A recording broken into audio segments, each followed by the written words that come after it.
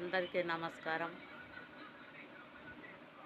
నేను అమ్మవారి లగ్గం చేపించుకున్నాక నాకు సంవత్సరం అవుతుంది. 5వ నెల 25వ తారీఖు మైలలు తీసిండు. 6వ నెల 6 తారీఖు లగ్గం చేసిండు. మళ్ళా జూను 14 తారీఖు నేను 1 నెలల వారం లోపలనే లగ్గం చేసి మళ్ళీ జూన్ 1 తారీఖు 2 తారీఖు మైలలు తీసి మళ్ళా గద్దెపిచ్చి మళ్ళా లగ్గం చేపించి మళ్ళా నేను మంచిగా చేపించుకుందాం అనేసి అనుకున్న సందర్భంలో ఏం జరగలేదు. ఏమనుకున్నది అనుకున్నట్లు కాలేదు, కోరుకున్నది కోరుకున్నట్లు కాలేదు. నాకు అనుకున్నది కాలేదు కాబట్టి నాకు ఒగ్గొళ్ళ మీద నమ్మకం అనేది పోయింది. మన శివశక్తులు కూడా ముఖాలు చూసి బొట్లు పెట్టేటోళ్ళు చాలా మంది ఉన్నారు. మేము గురువు రక్షణ కడతాము అనేసి ఒక ఆయన వచ్చి గురువు రక్షణ కడతానని చెప్పి నన్ను మోసం చేసి ఇన్ని పైసలు తీసుకొని ముఖం చూపించకుండా ముఖం సాటేసిండు. దొంగ నా కొడుకులు, దొంగ నా ముండలు. చేసే పని ఏదైనా సరిగ్గా చేయండి, చేసేది ఏదైనా సక్రంగా చేయండి, నడిచే తోవలు సక్రంగా నడవండి, ప్రజలను మోసం చేయకండి.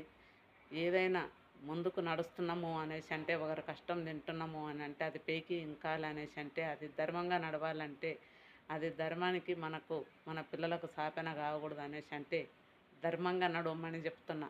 ఎందుకు అనేసి అంటే, నా వయసు చిన్నది ఉండొచ్చు, నా బుద్ధి చిన్నది ఉండొచ్చు, నా మాట మాత్రం చిన్నది కాదు. నాకు అమ్మనాయన బుద్ధి నేర్పలేకపోవచ్చు, అమ్మనాయన సందర్భంలో పెరగలేను నేను. ఎందుకంటే నేను నా ఒంటరి జీవితంతో నేను కొనసాగిస్తున్నా. నా ఒంటరి జీవితంతో భర్త కట్టిన పుస్తెలతో సాతులో కుదరబెట్టి అమ్మవారి లగ్గం చేసుకొని సందర్భంగా నలుగురికి తెలియజేయాలి.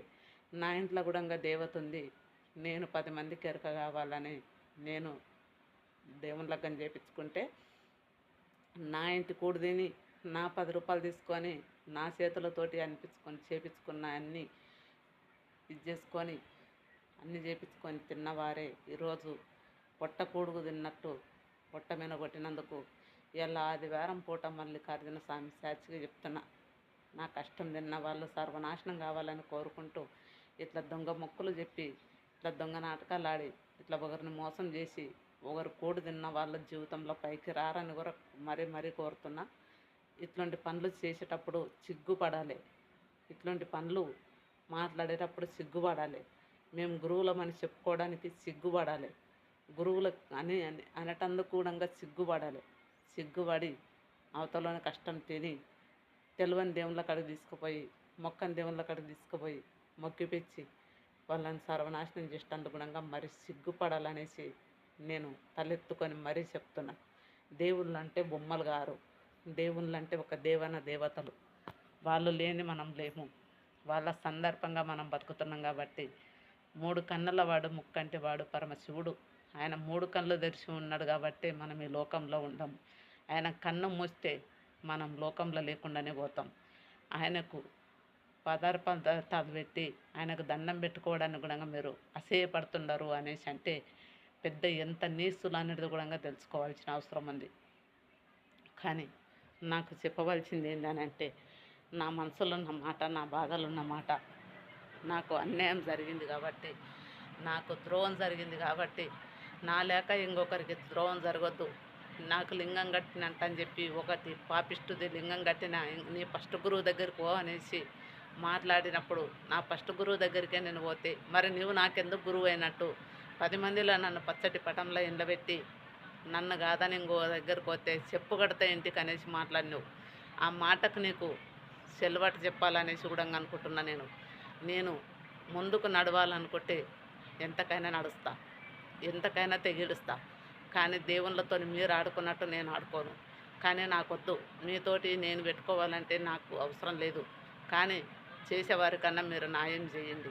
నాకు అన్యాయం చేసినా పర్వాలేదు, మీరు అవతలలకు న్యాయం చేయండి, అవతలలకు ధర్మం చేయండి, అవతలలకు సాటిగా మనసుల్లాక సహాయపడండి.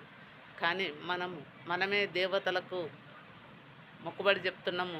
మేము గురువులము, మేము దేవతలము, మేము శివశక్తులము, మేము గురువు రక్షణ ఉంది, నాకైన గురువు, నేను దేవతని అనేసి మీరు చెప్పుడు మాటలకు లొంగి మనుషులు తెలివని లోకులు బాధపడుకుంటూ వచ్చి మీ ముందల బాధ్యతగా వంగుతున్నారు చూడు, వాళ్ళు తిక్కొల్లై మాత్రం మన ముందల ఏదైతున్నారు. అందుకు మనము గుణపాఠం చెప్పుకొని, మన బుద్ధికి గుణపాఠం చెప్పుకొని, మన బుద్ధికి సిగ్గుశరం చెప్పుకొని, మన బుద్ధికి ఇలువ ఇజ్జత్ అనేది చెప్పుకొని, నన్ను మోసం చేసిన వారికి నేను గుణపాఠం చెప్పే రోజు తొందరలోనే వస్తుందని కూడా హెచ్చరిస్తున్నా.